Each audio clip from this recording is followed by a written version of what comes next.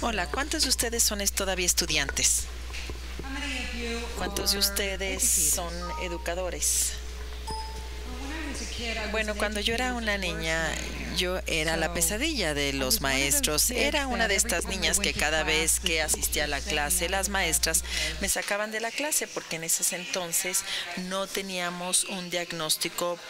Digamos, yo era una niña hiperactiva y bueno, gracias a Dios que realmente no me mataron.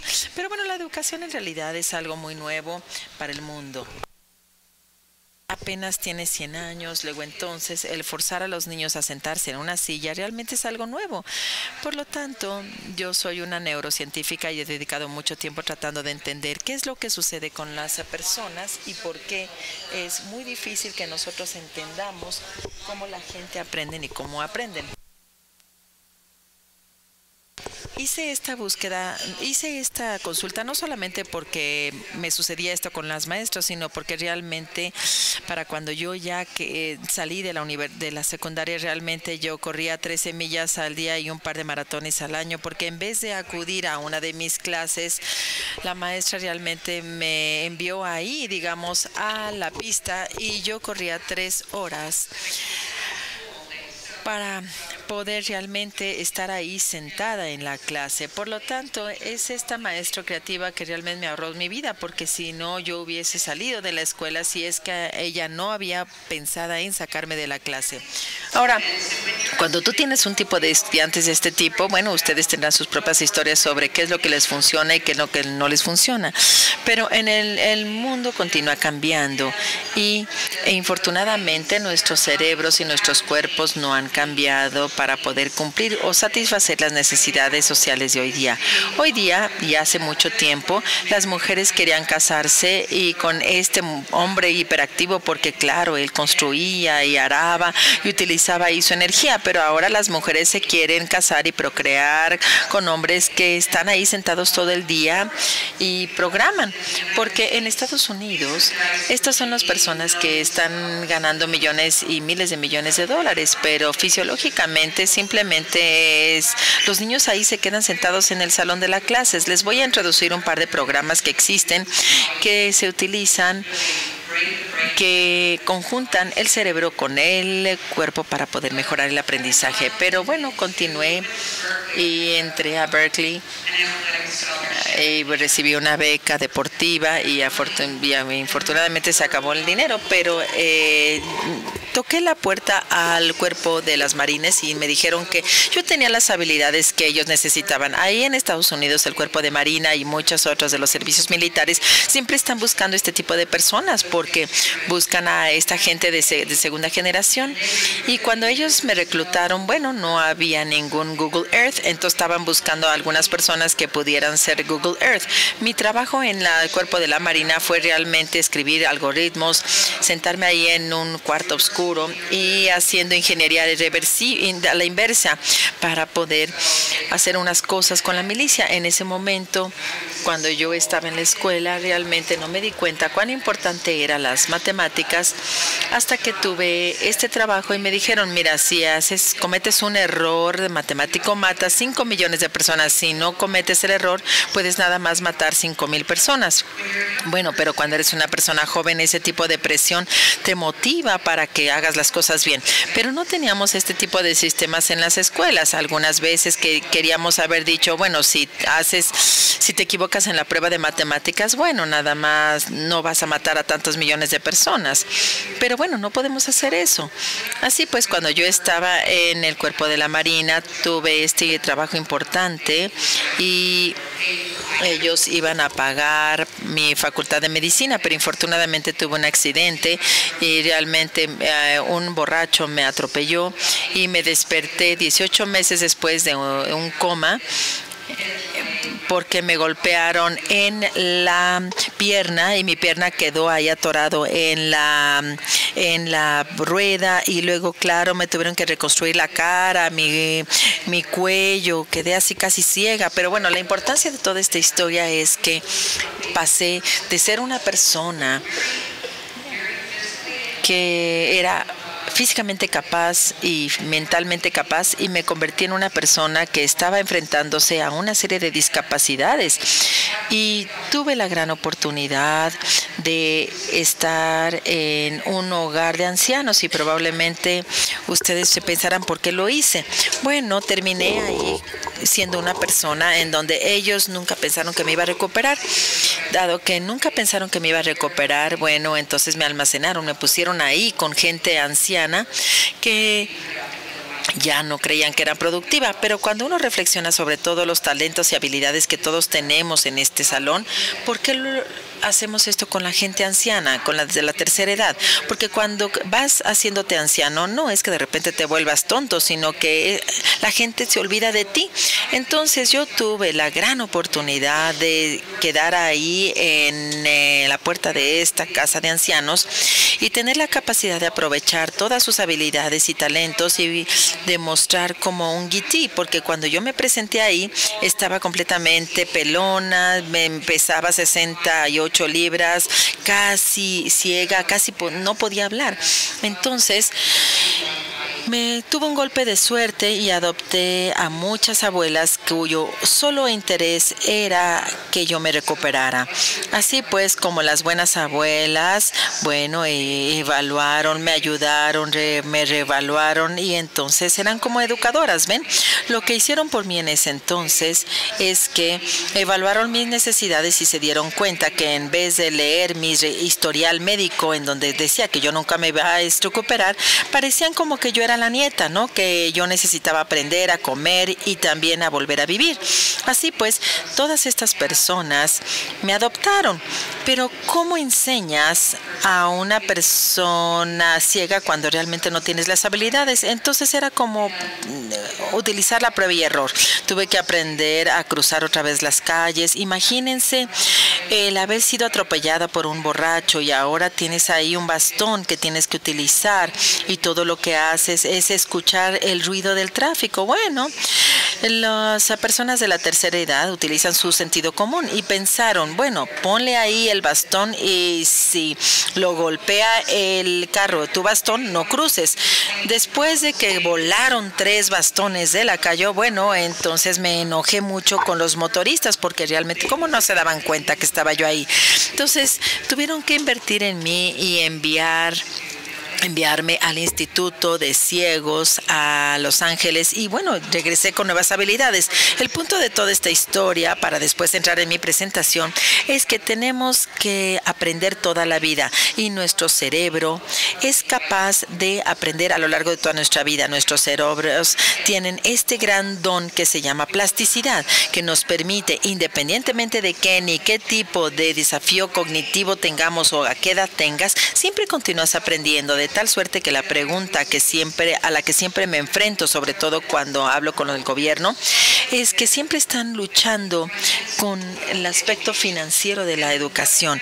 Y lo que de repente me encontré como algo sensacional cuando estaba visitando Telemax es entender que mucha de la educación es gratuita aquí, y esto es un don. La educación es un don y realmente le doy la bienvenida porque realmente luché mucho por volver a encontrar mi trayectoria, volver a entrar a la universidad, y debido a estos ciudadanos de la tercera edad que me forzaron, me ayudaron a que me recuperara como si ellos fueran mi papá, mi mamá, mi abuelo y todos mis educadores, pude realmente obtener 2 doctorados en neurociencia. Padecí una neurocirugía con el padre que había realmente sido el autor de la neurocirugía, y también pasé por una neurocirugía robótica. Bueno, de repente un ojo funcionó y por eso tengo 2 ojos de 2 colores. Pero básicamente la mayor parte de mi pierna es de titanio, de la izquierda tengo partes metálicas, tengo dispositivos por todos lados que me permiten que mi corazón palpite, que pueda caminar. Entonces estoy aquí porque la tecnología me ha permitido hacerlo y la he heredado. Y si algo no me funciona, de repente tengo algún dispositivo que funciona. Fui con los doctores como cambio de aceite, ¿no? Como que para una ajustadita. Pero miren, la importancia es que necesitamos transformar la educación de tal suerte que sea disponible para que todos podamos participar en ella y poder creer, ¿ven? Y yo soy una de estas personas que siempre creo y tengo la esperanza de que pueda regresar. Y cuando estaba yo en la preparatoria, fuerza que haya una transformación de las clases a que haya un aprendizaje personalizado, que cambió mi actitud ante el aprendizaje. Luego entonces entré a la parte de la educación y quiero mostrarles este video y lo he conjuntado porque miren, observo que estamos pasando a este punto en donde los datos está impulsando todo. Los datos van a ser esa cosa que va a personalizar la vida de todo mundo. Y quiero mostrarles un video ahora que habla sobre esta transformación y luego voy a entrar a mi presentación.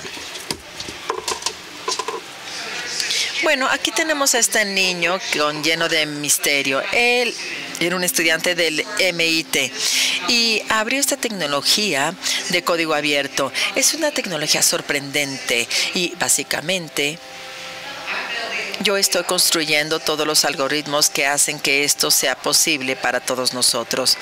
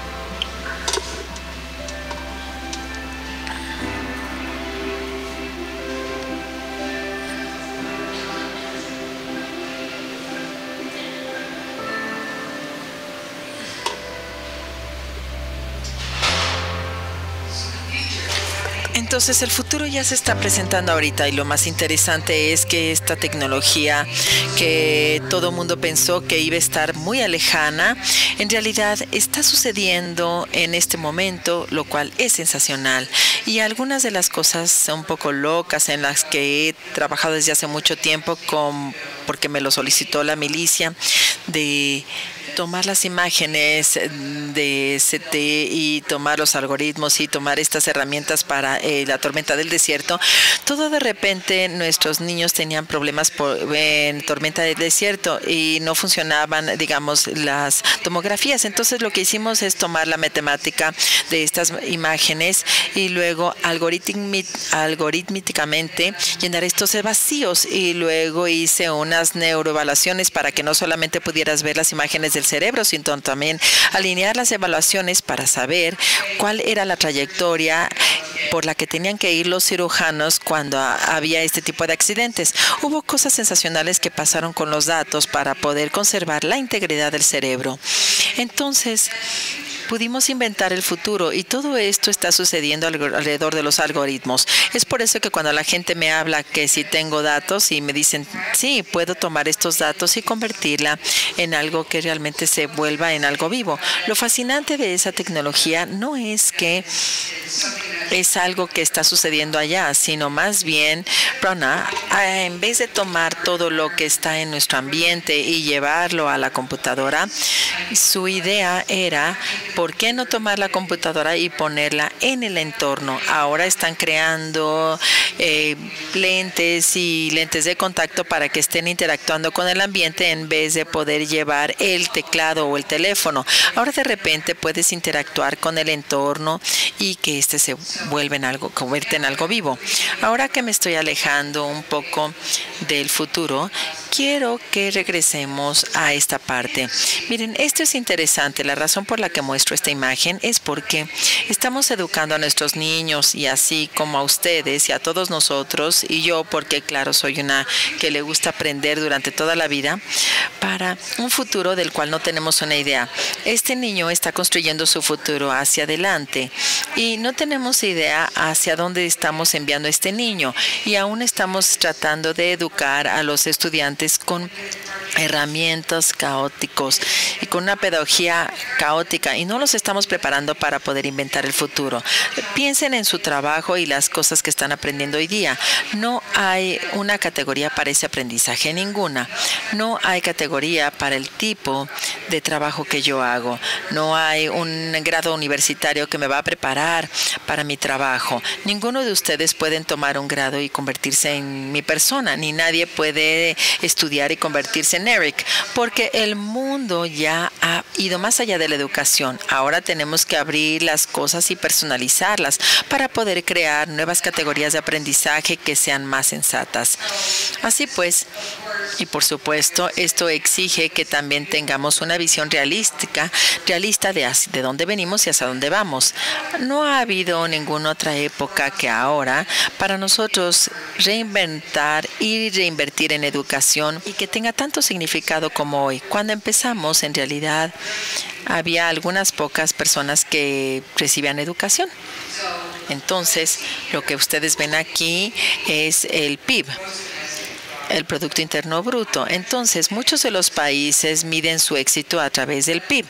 Pero quiero que reflexionamos también y traslapar esto con la educación. ¿Qué pasaba entonces con el PIB, la innovación y la educación? Entre el 1000 y 1500 hubo mucha turbulencia religiosa y empezamos a tener gente que empezaba a explorar y invertamos, digamos, dándonos cuenta de que la Tierra no era el centro del universo, sino más bien que la Tierra estaba girando alrededor del Sol. De repente entró la matemática. Desde los 1600 a los 1700 tuvimos a Isaac Newton. Muy pocas personas recibían educación regular. No fue sino hasta que llegamos ahí a la era de solar, en donde la gente, sobre todo los ricos, la Iglesia Católica, las sinagogas judías, esa gente recibe educación. Y el propósito era que la gente tuviera propiedad de la información solo para unos cuantos. Pero no fue sino hasta que tuvimos o empezamos a adentrarnos hacia la revolución industrial, en donde las máquinas empezaron a sustituir a la gente. Tuvimos la revolución americana entre 1700 y 1800, luego la revolución francesa, la prensa escrita y el capitalismo. Y necesitábamos entonces educar a la gente de tal suerte que pudieran estar a la par de la época, porque la maquinaria estaba sustituyendo a la mano de obra y la imprenta escrita se estaba comunicando a grandes distancias y teníamos que mecanizar la infraestructura económica. Y luego, por supuesto, la comunicación. Es decir, cuanto más invertíamos en comunicación y cuanto más había herramientas de comunicación, mayor educación se necesitaba. La educación pública golpeó la segunda revolución industrial y teníamos acero, petróleo, la gente viajaba de un lado a otro y el inicio de una globalización, y de repente tuvimos esto. Entonces, en el siglo XXI tuvimos el teléfono celular, la internet, y la globalización se convirtió en un producto. Entonces, ahora uno puede tener muchos temores alrededor de esto. Y la razón por la que tememos sobre esta situación y por la que invertimos en gran medida en educación es porque cuando teníamos este gran impulso de la innovación, todo el mundo tenía miedo de que no nos superáramos, que no importa cuánto dinero invirtiéramos en innovación, no íbamos a continuar teniendo ese ascenso del PIB. Cada año que un país invertía en educación, el PIB crece en un 6%. Eso es enorme. Es por eso que en los Estados Unidos todo el mundo está tratando de que los estudiantes reciban una educación universitaria. Es por eso que en México y otros países están realmente haciendo que la gente tenga una educación universitaria y más allá, porque claro, vemos que tiene un gran efecto, pero ¿qué pasa si no estamos educando a nuestros niños de la forma adecuada? ¿Qué pasa si las habilidades que estamos recibiendo cuando salimos de la escuela ahí se quedan y no hace que el PIB suba? Como pueden ver, todas estas inversiones vuelven a entrar a un entorno. Entonces el PIB está creciendo, los servicios en la nube, como la gente, ¿no?, que camina. Pasamos de tener laptops y nos vamos a otro lado. La gente me dice que tenemos una división digital, pero ahora no tenemos una división digital. Cuando yo entro a India, y hay una anécdota muy chistosa. Estoy en India en un taxi y ahí hay una persona apenas con algo vestido, ¿no?, y con una pelota. Dije, ay, qué padre. Saqué mi iPhone para tomarle una foto y él saca un iPhone de ahí de sus calzoncillos y me toma una foto. Entonces, hay una modernidad que se está dando ahí, ¿ven? Yo estoy pensando, bueno, miren, estoy viendo algo del pasado, y él dice, bueno, estoy viendo algo también como del pasado, ¿no? Miren esta mujer. De repente, la división digital ya está desapareciendo por los dispositivos móviles. Entonces, si continuamos diciendo que el aprendizaje tiene que seguir siendo en las aulas de clases, no, este aprendizaje se da en cada segundo gracias a estos dispositivos móviles. Así pues, cuanto más invertimos en este mundo móvil, cuanto más encontramos que el costo de entrar en el mundo móvil es menor. Y la parte más fascinante es que cuanto más tenemos a la gente conectada y creamos videos y tomamos fotos y nos comunicamos, vean ustedes este contenido.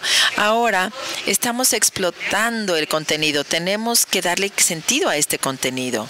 Increíble. Miren, esto va a duplicarse. Es increíble. Entonces, la forma en que estamos tratando de hacerlo es como en ese video, ¿no?, en donde necesitamos datos, necesitamos algoritmos, necesitamos saber qué es lo que hay ahí y darle sentido al contenido y poderlo distribuir y personalizarlo. Pero ¿qué efecto va a tener a nuestros estudiantes? Ustedes son estudiantes. Yo vine aquí esta semana con 6 dispositivos. Tengo mi iPad, mi iPhone, mi Mac Air, mi laptop, es decir, tengo todos estos dispositivos. Estas personas hasta llevan 20 dispositivos, Game Boys, esto y lo otro. Entonces, incluso en áreas rurales, en Cairo, los niños sacan sus teléfonos. Entonces, les puedo decir que cuando hablamos de estos chicos, ellos son diferentes a lo que nosotros éramos cognitivamente. Ahora, cuando estaba yo creciendo, bueno, no tenía yo estos dispositivos. De hecho, yo quería platicar con un amigo, con mi novio. Entonces, tomaba el teléfono y tenía ahí la extensión que estaba y me metía ahí al closet para que nadie me escuchaba. Y luego, claro, tus padres te encontraban por la extensión del teléfono, pero ahora los niños no, como ustedes saben, se alejan y pueden usarlo con el teléfono inalámbrico, pero estos datos son tan viejos, ni siquiera es importante. Yo les muestro esto a algunos chicos. La última vez que estuve aquí, los niños me dijo, oigan, ¿por qué no la actualiza? Porque la realidad estamos ahorita en línea y las maestras no lo saben, ni mis padres saben que estoy en línea. Me comunico, tengo una segunda, tercera y cuarta vida. Y ustedes, los estudiantes jóvenes, estoy segura de que están haciendo 10,000 cosas a la vez. Entonces, ¿qué sucede esto? Esto cambia tu cerebro. Entonces, la estructura organizacional cerebral es totalmente diferente que cuando estábamos creciendo. Todo el mundo decía, enfócate, céntrate. Pero ahora, ¿cómo te vas a centrar? Tenemos que enseñar a la gente a cómo ser multitasking. Y como presidenta ejecutiva de mi compañía, tengo que tratar 10 cosas a la vez. Y yo pienso que los jóvenes también pueden hasta tratar 50 cosas a la vez. Entonces, debido a la realidad de que el cerebro es diferente, ¿por qué estamos educando a la gente de la misma forma? Entonces, estamos en este precipicio, ¿ven? Todo el mundo dice, estamos en este precipicio con los estudiantes debido a la división digital. Yo digo, no es por la división digital. El problema no es que los niños tengan acceso, sino que porque tienen mucho acceso, sino el problema es, ¿vas a ser la víctima de la tecnología o el inventor de la tecnología? Esa es la división digital que tenemos. Puedes tomar la tecnología y transformarla para reinventar el mundo para ti y el mundo que te rodea. Les puedo decir que como una empresaria digital que constantemente invento cosas, yo siempre invito a muchos jóvenes y los niños de repente se voltean y me dicen, no, eso fue del 2011. Entonces, miren, uno tiene que poder crear la capacidad que tengan estos niños para poder ver qué es lo que está sucediendo en su mundo de alrededor y transformarlo instantáneamente, o si no serán víctimas del mundo. Entonces, ¿cómo hacerlo? Miren, yo creo que tenemos que personalizar el aprendizaje. Y a lo que me refiero es no solamente el diferenciarnos con la instrucción, sino personalizarla. Tenemos que destapar y descubrir el aprendizaje, dejarle de decir, oye, no cumpliste con la norma y ya no te voy a educar. Yo necesito saber cuál es tu potencial y desencadenarlo, que encuentres tú cuál es tu verdadero potencial. Entonces, la razón por la que nuestros gobiernos necesitan enfocar sus financiamientos y generar la transformación, porque miren, estos son datos que surgen de los Estados Unidos que quizás no tenga la misma relevancia que para ustedes, pero yo creo que lo pueden transformar a su condición. Pero hemos gastado mucho dinero en e-gobierno en los Estados Unidos. Imagínense, esto es simplemente para 9.5 millones de estudiantes. El 7% de la gente que está en prisiones en los Estados Unidos padecen de analfabetismo y los ponemos ahí en prisión. ¡Qué pena! Los hemos sacado de la productividad, los hemos sacado del futuro y los hemos cerrado en un presente porque no los hemos educado. Lo que representa que el 30% de estas personas son sociópatas, lo que significa que los estamos almacenando, poniendo ahí, alejándolos de su potencial de invención y gastamos mucho dinero en esas personas. Tenemos a Obama que entró en línea y tenemos 7 millones de personas que en realidad no tienen infraestructura para recibir atención médica y también tenemos 46 millones de americanos que reciben estampas alimenticias y se predice que va a haber 48 millones. ¿Qué significa esto? Que menos gente estará trabajando y ganando dinero y nosotros los estamos alejando en su mayoría. Dejamos de educar a muchos de nuestros niños. El Detroit se colapsó y los ciudadanos encendieron la ciudad. Esto es porque los educamos para ser trabajadores de línea de ensamblado y no trabajadores del futuro. 1000 niños renunciaron a la escuela porque no veían la importancia de su educación. Entonces, ¿cómo podría dar la vuelta a todo esto? Y les estoy diciendo que si podemos personalizar el aprendizaje y que la educación sea importante para los niños y crear una nueva pedagogía, podremos no solamente ahorrar dinero, porque los números son sorprendentes. Vamos a lograr ahorros. Imagínense un medio ingreso, pero ahora, claro, bien están los impuestos. Los impuestos se impulsan todo, pero cuando conjuntamos todo este dinero para 9.5 millones de niños, si los regresamos a la fuerza laboral, bueno, estamos aportando mil trillones. Es por eso que cuando estamos utilizando la PIB y la educación juntos, aquí tenemos esta gran oportunidad de que haya innovación y que impulse la productividad. Entonces, en los Estados Unidos gastamos tanto dinero en la educación hoy día, pero ¿cuál es el problema? El problema es que hemos estado educando a los niños en un sistema a base de libros, y la última vez que hicimos una reforma educativa en Estados Unidos y que funcionó fue en 1960. Entonces, lo que ven ustedes es que no es que los Estados Unidos esté quedando atrás, sino más bien que no está avanzando. Entonces, cuando uno reflexiona sobre estos números, ahora tienes a Corea del Sur, que parece como Afganistán hace 20 años, pero ahora ellos son los líderes en educación. Ellos ya han pasado de un sistema de cubeta, ya no se molestan, se van directamente a educar a los niños desde sus teléfonos celulares, porque dicen, no podemos tener la infraestructura lo suficientemente rápido. Entonces, adentrémonos, avancemos con la tecnología, empezando a educar a los niños con esta tecnología y educarlo desde los teléfonos celulares, y ahora desde los fringes lo están sacando. Es sorprendente, ¿ven? Ahora, el poder de hacer eso es que tú capturas todos estos datos y puedes empezar a crear sistemas inteligentes. Es decir, qué consejería, qué recursos, qué tipo de atención médica necesita la familia para evitar que se renuncien a la escuela. ¿Qué tipo de recursos le vamos a dar a la familia? No solamente de libros o financieros, sino de índole de consejería, de consultoría, para crear un sistema de comunitario que aprenda más. Así pues, nuestros sistemas, por supuesto, necesitan cambiar. Tenemos cambios infraestructura que tenemos que hacer, cambios en infraestructura. Así pues, cuando hablamos de estos sistemas, tenemos que pensar y reflexionar. Si decimos sí, no es suficiente solamente aventar a los niños a un salón de clases y te vamos a personalizar tu educación y ahí está la laptop. No, tenemos que enseñarle a la gente qué significa la personalización.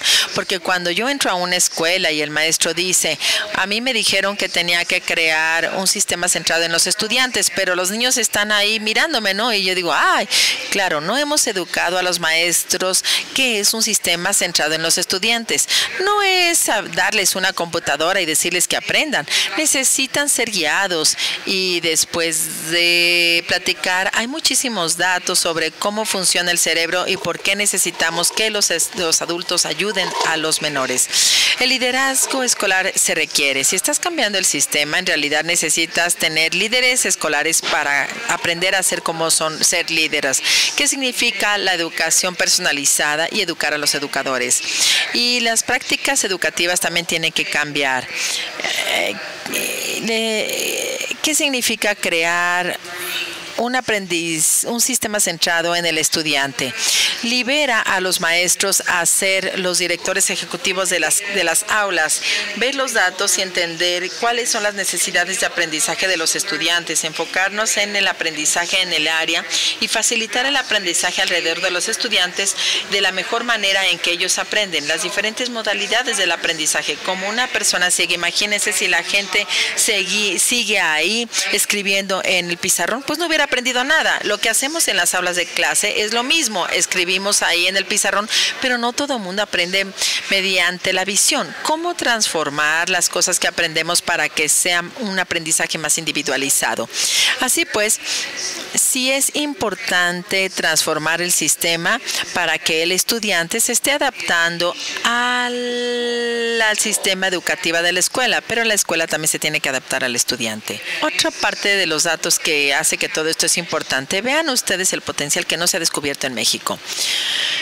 Si pudiésemos elevar las calificaciones PISA en México, podrían ustedes estar por arriba de muchos países. Esta es datos muy importantes. Es por eso que tenemos que invertir en educación y invertir realmente en el futuro.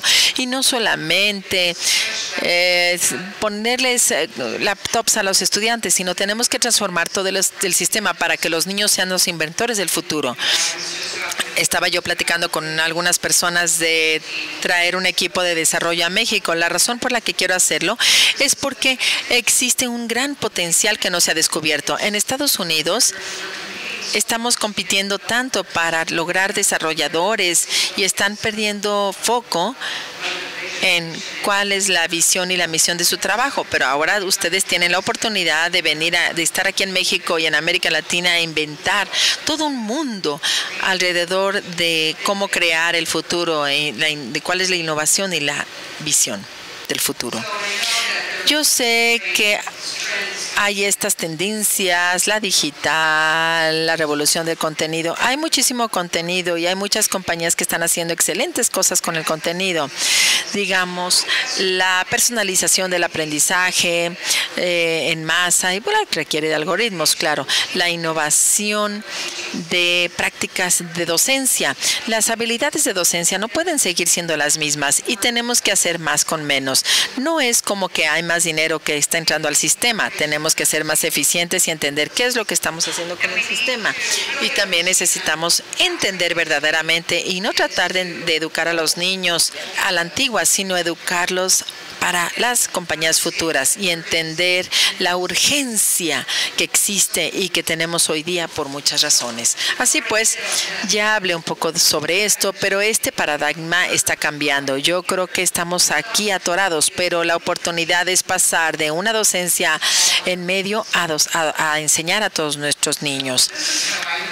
Así es como yo asistí a las clases, ¿no? Y algunas veces no quería entrar a las clases, todas eran las mismas.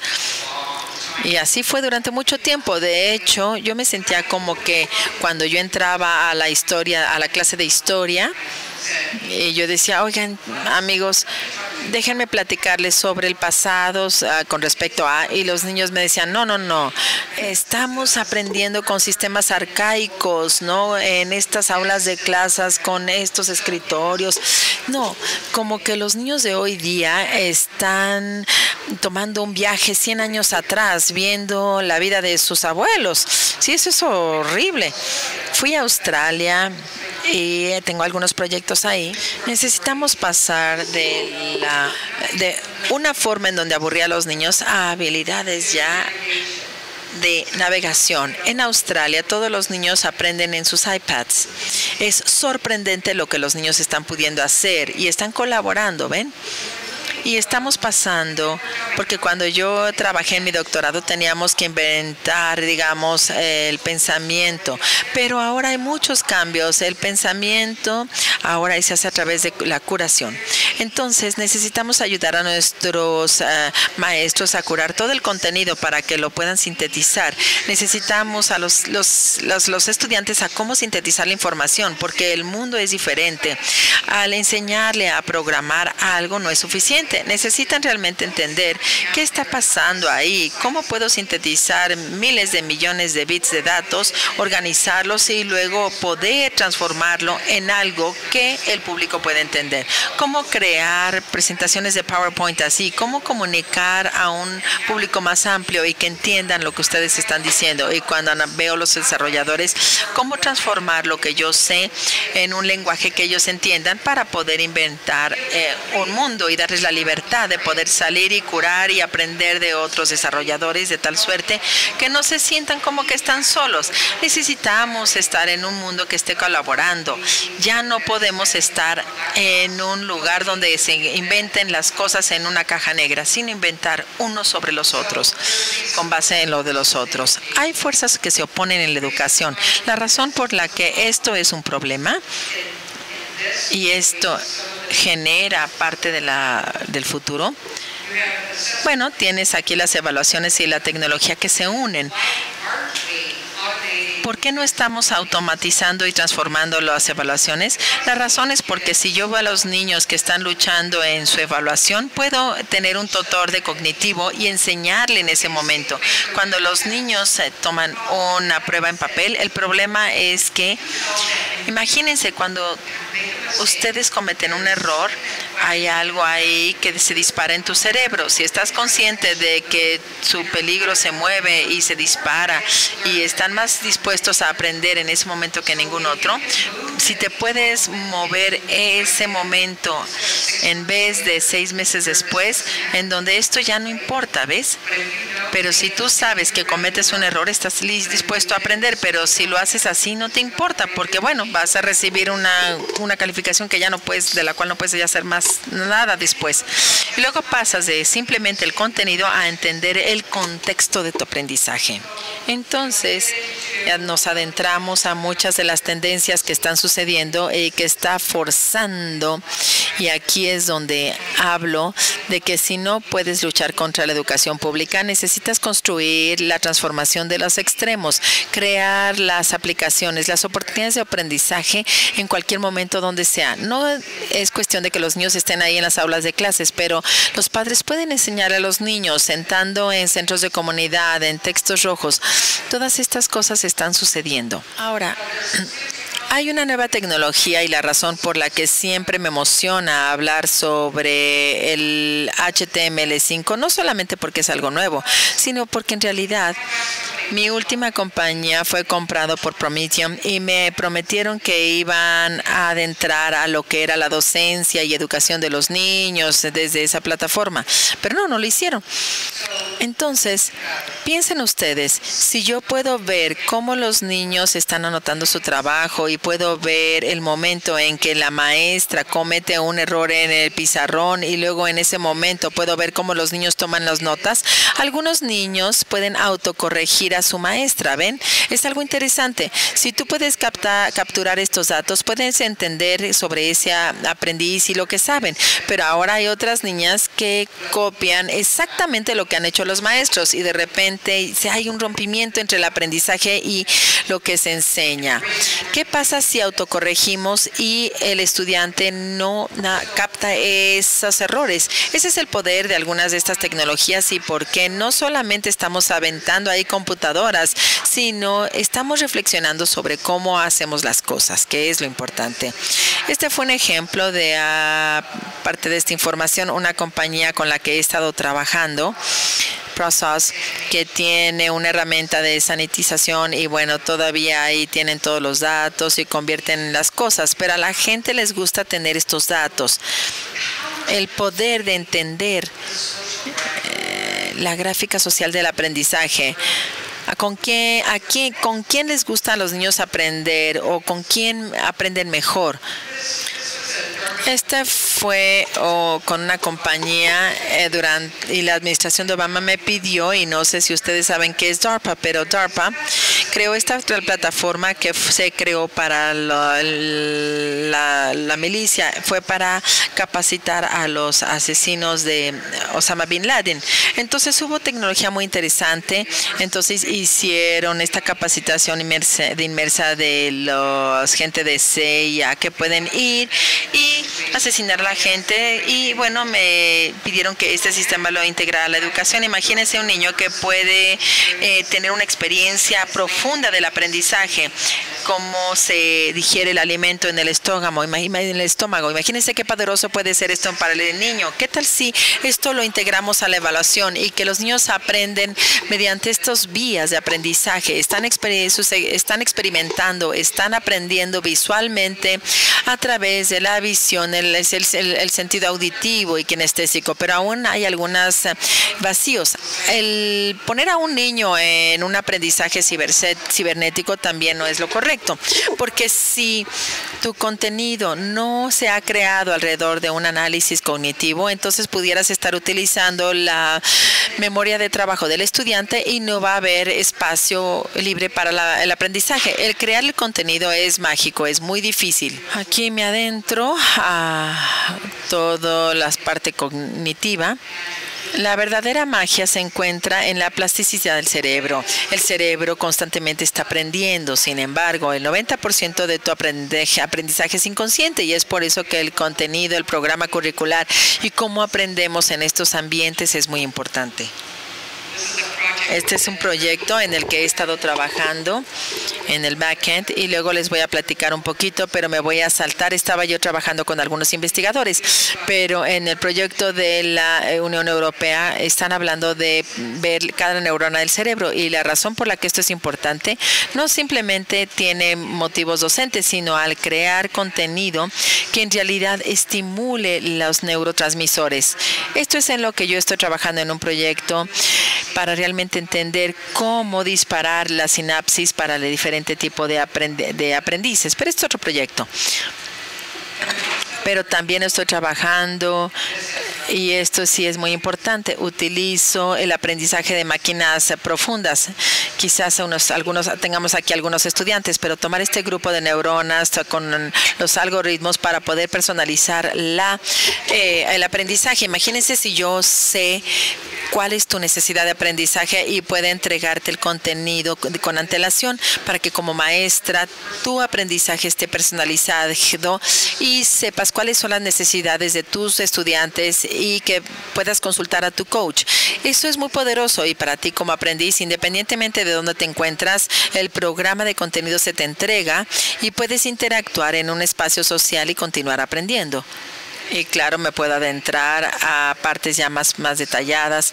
Entonces, algunos de los proyectos en los que hemos participado es en realidad en esta universidad en donde estaban creando un aprendizaje integral. Regresando a lo que yo mencioné, en donde los estudiantes están aprendiendo con sus cuerpos. Entonces, siempre estamos pretendiendo como los niños que estuvieran en una silla y que solamente tienen cabezas y les pasamos la cabeza al otro salón de clases. Pero desde bebé aprendes, subes las manos, te metes todo en la mano, tocas todo, utilizas tu cuerpo para aprender, y de repente tratamos de cortarte la cabeza y ponerla en un asiento y crear este entorno artificial de aprendizaje. Debemos dejar de hacer esto. Y estas personas han estado trabajando en este proyecto y he estado trabajando en algunos otros proyectos sobre datos volteados. Los datos volteados es donde los niños están creando los datos para nosotros, diciéndonos quiénes son, creando su gráfico social en vez de centralizar los sistemas. Los sistemas son como cubetas de datos que nunca se utilizan, a excepción de que se le dé a alguien una transcripción, pero nunca se utiliza en el aprendizaje personalizado. Pero si yo les pido a los niños que me digan qué han aprendido y que los padres y los niños lo validen, de repente ponemos datos ahí en un sistema manejable y aprendo más sobre el contenido en el cual los niños lo están utilizando. Cuando yo hablo de destapar el aprendizaje, hay varias partes que son importantes. O sea, sacar el potencial. Todos ustedes están trabajando en sistemas y ya están invirtiendo en toda esta tecnología. Entonces, todo lo que necesitamos hacer es no aventar otra parte de basura en esa mezcla, sino en realidad vincular todos estos datos y hacer que estos datos sean útiles, que funcionen para poder utilizar algoritmos para generar información. Necesitamos esta siguiente plataforma de generación de sintetizar y sincronizar los datos. que sea más una educación impulsada por el aprendiz y el educador. Necesitamos que sea la educación independiente de tiempo y ubicación. ¿Por qué creemos que la educación solamente ocurra cuando metes tu cabeza en un asiento? No, el aprendizaje o la mayor parte del aprendizaje se da después de que sales de la escuela, con tus amigos, en casa. Necesitamos transformar la forma en que el aprendizaje se da fuera del aula.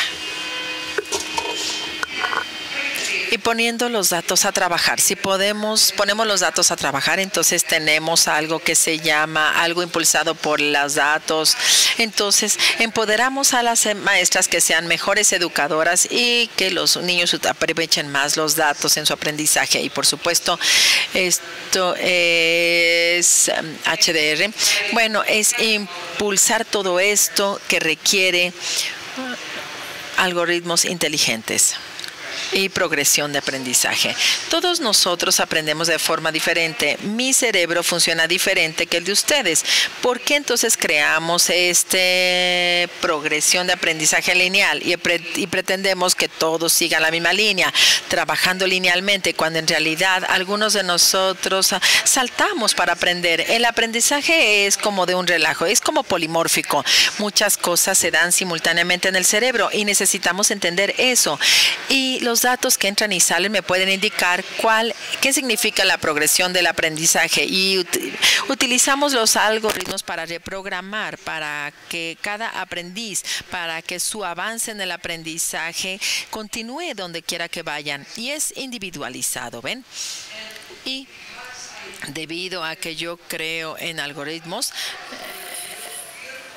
una de las cosas más hermosas es esto. No solamente tenemos que pensar en aprender como estudiantes, sino a personalizarlo al aprendizaje para los maestros. No podemos aventarlos ahí nada más. Necesitamos que ellos tengan un programa educativo de contenido para que tengan éxito en el salón de clases, que no estén fuera de toda esta conversación. Entonces, esto es lo que sucede cuando estás en un avión durante 16 horas y empiezas a programar. Pero esto es una aula convencional. La maestra me pide crear un visual para poder ella entender a qué se refiere un aprendizaje personalizado, como si fuera la directora general. Y hay diferentes tipos de aprendices. Es decir, pueden tener su iPad, pero ver cuáles son sus necesidades de aprendizaje para poderlos agrupar y trabajar mejor con ellos.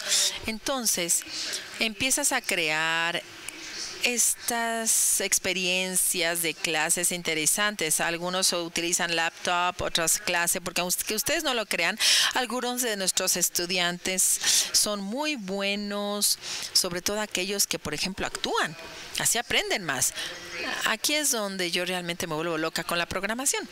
Pero este es un ejemplo de que los estudiantes pueden utilizar los datos para generar la instrucción. Luego, las maestras pueden ser liberadas y se pueden enfocar en el aprendizaje de sus estudiantes. Y como sabemos, como buenos instructores, evalúas, enseñas, reevalúas y reenseñas. Y si puedes crear diferentes modalidades de aprendizaje, puedes entender mucho mejor a tus estudiantes en diferentes modalidades y en diferente contenido. Ya me he pasado de tiempo, pero simplemente yo quería dejarles esta creencia de que todos somos aprendices a lo largo de toda su vida. Necesitamos cambiar las cosas del aprendizaje y realmente crear algo para que invertamos en nosotros y en nuestros niños durante toda nuestra vida, y no como que el aprendizaje se tiene que dar en un aula de clases, sino que ustedes llevan este aprendizaje cada vez que abren su teléfono celular. Me siento muy humilde de estar aquí, les agradezco muchísimo el tiempo y abro aquí una sesión de preguntas y respuestas. Good morning. In your opinion, because we heard about a series of teaching abilities or skills that we should have in order to take this technology to the... Si entiendo su pregunta correctamente, las habilidades de docencia necesarias para enseñar este tipo de modelo o bajo este tipo de modelo. Miren, hay muchas cosas que necesitan tenerse. Primero, el poder realmente entender que los educadores entiendan a los estudiantes. Hay una cierta intuición. Yo estoy agrupando estos estudiantes y ahora necesito ser un practicante de investigación, evaluar y probar mi intuición y luego utilizar los datos para ver si tu intuición es la correcta y luego continuar probando tus límites que vas a transferir a los estudiantes. Es un proceso iterativo y los datos lo impulsan, aun cuando no tienes un sistema de datos, porque yo he enseñado clases anteriormente bajo diferentes condiciones, una en África en donde no teníamos ningún tipo de datos, pero al ser un buen instructor significa de que eres muy sensible a las necesidades de tus niños y te das cuenta de que hay momentos en donde hay un grupo homógeno y otro heterogéneo. Cuando es heterogéneo en donde los chicos se desafían, el homógeno es cuando realmente te quieres enfocar en la instrucción para poder avanzar. Pero también hay un momento en donde te retraes y haces que los estudiantes te enseñen. Yo no te puedo decir cuántas veces los niños me han enseñado las nuevas tecnologías y su metodología es crear una comunidad de práctica en la salón de clases y este nuevo modelo realmente genera una dinámica interesante en donde el maestro es el aprendiz y el aprendiz es el maestro y viceversa. Es moverse hacia eso, a donde los estudiantes son los aprendices del siglo XXI, porque también esto significa que tú eres un maestro del siglo XXI. Estoy muy interesada en lo que dijiste sobre el papel de la maestra, porque ha habido mucha presión en términos generales cuando tú vas al Congreso. Entonces, porque el maestro va a ser sustituido, ¿no? Mi interés, porque yo sé que tú eras una neuróloga, ¿cuál sería, si es posible, hacerlo como eliminar al maestro, hacer todo a través del Internet o dispositivos técnicos? Que personalmente a mí no me gusta, esa es mi percepción personal, de que más bien debe haber facilitadores para que estos aparatos hagan algo.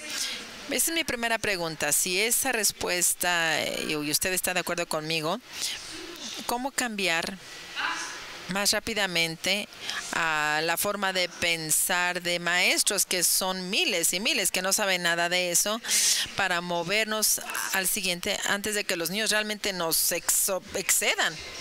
Aquí hay tres preguntas y son muy complicadas. Principalmente mi mente se eleva porque el futuro es muy raro y se vuelve en un lugar muy raro. Probablemente un día vamos a tener un neurochip plantado y vas a aprender todo lo que necesitas. Pero aquí la cosa es que todavía necesitas el cerebro de la maestra. El papel de una maestra es dos.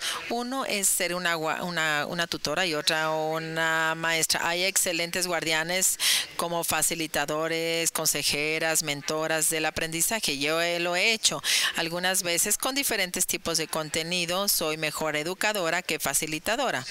Entonces yo creo que vamos a estar moviéndonos y por lo menos en los Estados Unidos estamos replanteándonos en cómo hacer la educación y dividir esta fórmula entre los estudiantes. Utilizamos la tecnología de tal suerte que podamos desglosar o tirar las paredes. Todavía tenemos un adulto en el aula, porque los niños necesitan a los adultos para que los guíen de muchas formas, ¿no? De cómo convertirte en un buen ciudadano, cómo adaptar la democracia y tú como persona y la ética que necesitas. Lo otro es que tenemos jóvenes que todavía necesitan a los adultos para que los cuiden. Yo debo decirles, pero parte del rol de un maestro es como de guardián, democratización y también ser como niñeros, ¿no? Ayudar a institucionalizar el buen comportamiento social. Si tu amigo no es, te orinas en un asiento, el amigo te llama la atención. Y una maestra, y esto nos lleva al 90% de nuestro aprendizaje, muchas cosas se dan inconscientemente. El papel de un maestro y de un padre muchas veces es realidad enseñarnos a cómo comportarnos. Y otra parte de la educación puede darse en un aprendizaje a distancia. He estado trabajando, analizando quiénes son los excelentes educadores y crear y utilizando tecnología para traer a los niños quienes pueden estar estar en la escuela. Y Eric es un excelente guardián y mentor, pero no un excelente maestro. Ella es una excelente maestra, pero quizás a ella no le gusta facilitar o guiar a los niños. ¿Por qué no entonces tener a los maestros que tienen excelentes facilitadores y el gran maestro es el que crea las lecciones y conecta esas lecciones con los maestros, y al ver los datos pueden entonces programar a los estudiantes y maestros para que el programa tenga sentido para poder que los estudiantes puedan avanzar en su aprendizaje, porque algunos niños aprenden mejor con algunos horarios.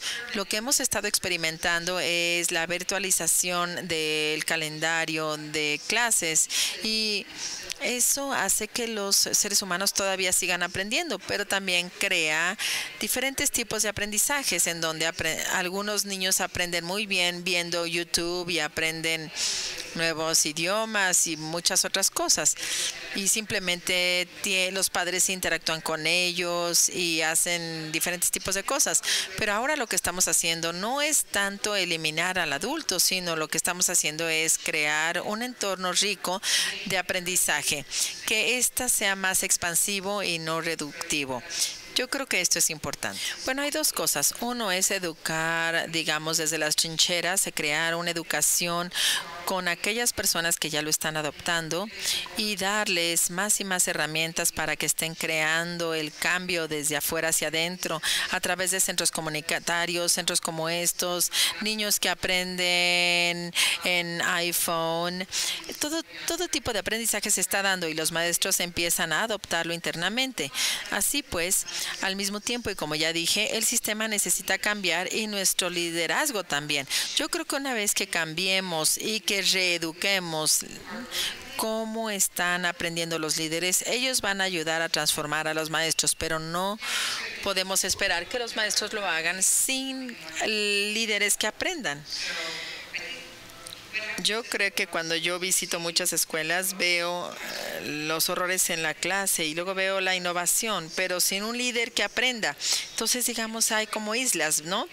Entonces, el tomar estas islas y reunirlas va a ser una experiencia increíble, y luego pensar en todos los estudiantes que ahora se están convirtiendo en maestros.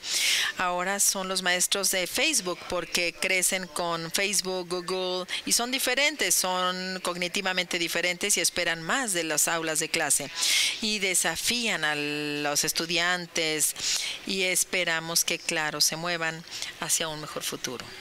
Muchísimas gracias primeramente por compartir su historia personal. Esto nos enseña mucho más que el contenido extraordinario que nos ha presentado. Primeramente, muchísimas gracias. Agradecemos esto en gran medida. Sí, no hay de qué. Muchísimas gracias.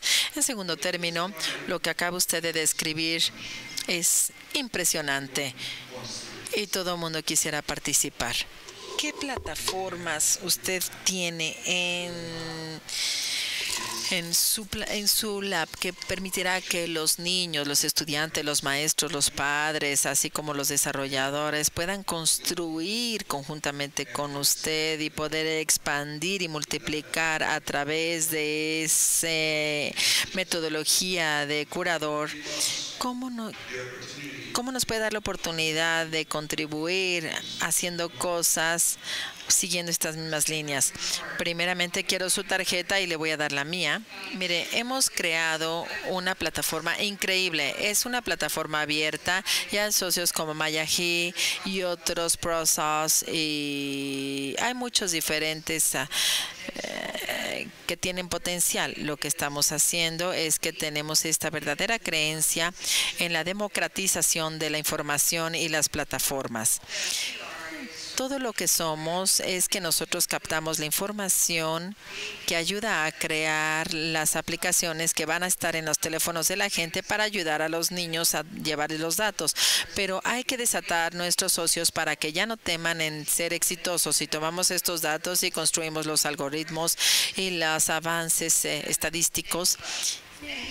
porque cualquier estudiante que esté aquí y que quiera tomar estas APIs y construirlo sobre nuestra plataforma, inventar, yo les invito a que lo hagan. La belleza de hacerlo por encima de nuestra plataforma es que luego podemos trabajar juntos para plantearnos qué sucede con estos estudiantes y qué está funcionando, cómo poner la eficacia contra este programa de contenido, no para desecharlo, sino para crear y hacer un ciclo de mejora continua. Si los creadores de los contenidos y los de aplicaciones ven en dónde han tenido éxito, dónde han fallado, van a poderlo mejorar constantemente.